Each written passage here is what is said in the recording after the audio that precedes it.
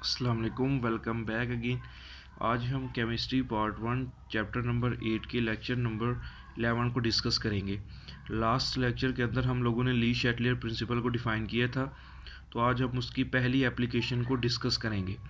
तो ली शैटलियर प्रिंसिपल की जो पहली एप्लीकेशन है बेटा वो ये है कि वो कहता है effect of change in concentration of product and reactant on dynamic equilibrium.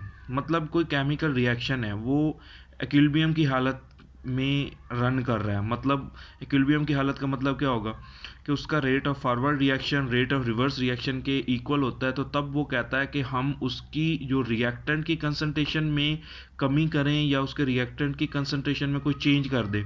देखो बेटा, चेंज इन कंसंट्रेशन का मतलब क्या है? रिएक्टेंट उसमें से निकाल दें, मतलब उसकी कंसंट्रेशन कम कर दें, या रिएक्टेंट ऐड कर दें, कंसंट्रेशन बढ़ा दें, या इसी तरह से प्रोडक्ट की कंसंट्रेशन यहाँ से कुछ निकाल दें तो कम हो जाएगी, अगर ऐड कर देंगे तो क्या हो जाएगी, ज़्यादा हो जाएगी। तो वो कहता है डायनामिक इक्विलिब्रियम पे कंसंट्रेशन ऑफ रिएक्टेंट या प्रोडक्ट के अंदर जो चेंज लेके आएंगे उसका डायनामिक इक्विलिब्रियम या केसी पे क्या असर पड़ेगा। इस टॉपिक के अंदर हम ये चीज़ सीखेंगे। अब देखो बेटा, वो कहता है कि आपके पास दो कंडीशंस होती हैं। नंबर वन कौन सी बेटा? वो कहता है the increase in concentration of any reactant. देखो बेटा, अब वो कहता है मिसाल के तौर पे ये केमिकल रिएक्शन है जिसमें रिएक्टेंट है BiCl3 प्लस H2O, ये मिलके प्रोडक्ट बनाते हैं BiOCl और 2HCl। अब वो कहता है कि ये जो हमारे पास रिएक्टेंट है ये डायनामिक इक्विलिब्रियम पर ये केमिकल रिएक्शन हो रहा है। वो कहता है इसकी कंसंट्रेशन बढ़ाने के दो तरीके हैं। नंबर वन, एक कौन सा तरीका है? वो कहता है कि केमिकल इक्विलिब्रियम रिएक्शन हो रहा है, रेट दोनों का क्या है, इक्वल है। वो कहता है पहला तरीका तो ये है कि ऊपर से इक्विलिब्रियम की हालत में BiCl3 या H2O जो कि रिएक्टेंट है, इन दोनों में से किसी एक चीज़ की कंसंट्रेशन ऐड कर देंगे तो इनकी कंसंट्रेशन हमारे पास प्रोडक्ट की निस्बत क्या हो जाएगी, ज़्यादा हो जाएगी। एक तरीका तो ये है। दूसरा तरीका भी है बेटा, और वो कौन सा है? वो कहता है कि केमिकल रिएक्शन इक्विलिब्रियम की हालत में है। वो कहता है कि हमारे पास प्रोडक्ट की कंसंट्रेशन मतलब BiOCl3 और 2HCl इन दोनों में से किसी एक की कंसंट्रेशन वहाँ से निकाल दो। जब निकालोगे तो इसका मतलब इसकी कंसंट्रेशन प्रोडक्ट की रिएक्टेंट की निस्बत क्या हो जाएगी, कम हो जाएगी। तो वो यही चीज़ बेटा वो कहता है कि the increase in the concentration of any reactant by adding new reactant, कि नया रिएक्टेंट ऐड करके उसकी कंसंट्रेशन बढ़ाएं, या वो कहता है बाय रिमूविंग सम प्रोडक्ट्स, कि यहाँ से प्रोडक्ट की कंसंट्रेशन कम करने से भी रिएक्टेंट की कंसंट्रेशन बढ़ रही है। दोनों तरीक़ों से वो कहता है shift equilibrium towards the forward direction. वो कहता है इक्विलिब्रियम बेटा फॉरवर्ड रिएक्शन में ही जाएगी।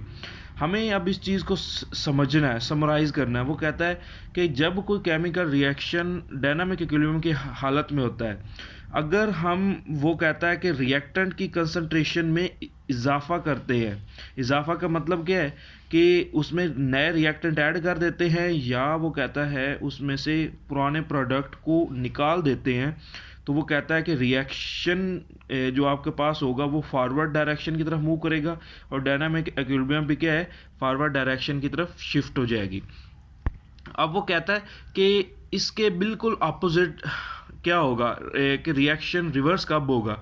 रिएक्शन रिवर्स तब होगा जब वो कहता है आपके पास the increase in concentration of any product. वो कहता है अब अगर हम कोई रिएक्शन डायनामिक इक्विलिब्रियम की हालत में, वो कहता है कि प्रोडक्ट की कंसंट्रेशन ऐड कर दें या रिएक्टेंट की कंसंट्रेशन वहाँ से निकाल दें, तो फिर आपके पास वो कहता है डायनामिक इक्विलिब्रियम की तरफ रिएक्शन या इक्विलिब्रियम पोजीशन जो है वो क्या होगी, वो हमारे पास क्या होगी, रिवर्स या बैकवर्ड डायरेक्शन की तरफ मूव कर जाएगी।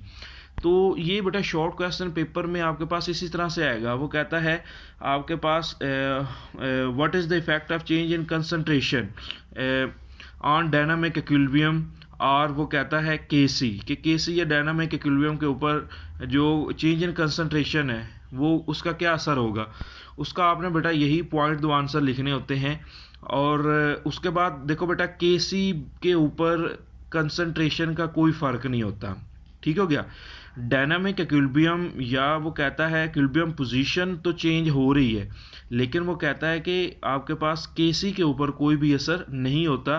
तो याद रखिएगा केसी हमेशा क्या रहती है बेटा, कांस्टेंट रहती है। अगर आपको याद होगा तो लास्ट लेक्चर में मैंने एक चीज़ आपको सिखाई भी थी कि Kc is only affected by change in temperature. ठीक हो गया, तो Kc कांस्टेंट रहेगा, Kc की न्यूमेरिकल वैल्यू सेम की सेम रहेगी, चाहे हम रिएक्टेंट बढ़ा दें, चाहे हम रिएक्टेंट कम कर दें, चाहे हम प्रोडक्ट बढ़ा दें, चाहे हम प्रोडक्ट कम कर दें। अच्छा, इस टॉपिक के रिलेटेड ना बोर्ड में बहुत ज़्यादा इंपॉर्टेंट एक शॉर्ट क्वेश्चन है जो नीचे मैंने लिखा है। वो कहता है वाई आपके पास colloidal solution turns into a clear solution by adding HCl। अच्छा, ये बुक के अंदर एग्जांपल इसलिए यहाँ पर मैंने लिखी है ताकि आपको सवाल की भी समझ आ जाए। देखो बेटा, ये केमिकल रिएक्शन हो रहा है ना डायनामिक इक्विलिब्रियम की हालत में। वो कहता है BiCl3 जो होता है ना, ये क्लियर होता है। क्लियर मतलब साफ होता है। और आपके पास क्लूडी मतलब मिल्की भी इसको कह सकते हैं। BiOCl जो है बेटा, इसका कलर क्या होता है? उसका कलर धुंधला होता है। ठीक हो गया।